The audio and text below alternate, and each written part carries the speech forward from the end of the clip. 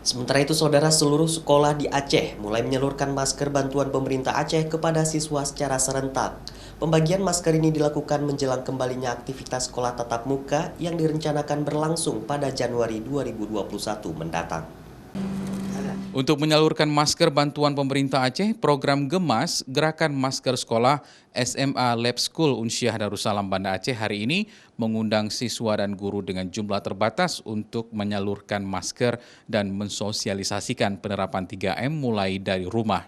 Pembagian masker dan sosialisasi 3M kepada siswa dan guru di sekolah Lab School Unsyah ini dilakukan sebagai tahapan persiapan untuk proses belajar tatap muka yang direncanakan berlangsung pada Januari 2021 mendatang. 300 lebih siswa sekolah menengah atas SMA Lab School Unsyah ini dibagikan masker dan juga brosur yang berisi mengenali gejala dan cara pencegahan penyebaran wabah virus corona kepada siswa. Kita berikan edukasi kepada wali kelas dulu.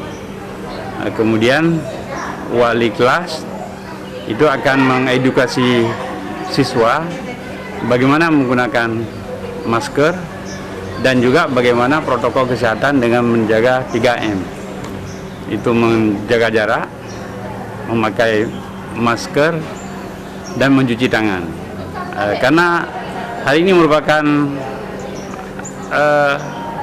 hari perdana untuk kita persiapkan sekolah yang insya Allah nanti Januari kita akan laksanakan pembelajaran dengan sistem tatap muka.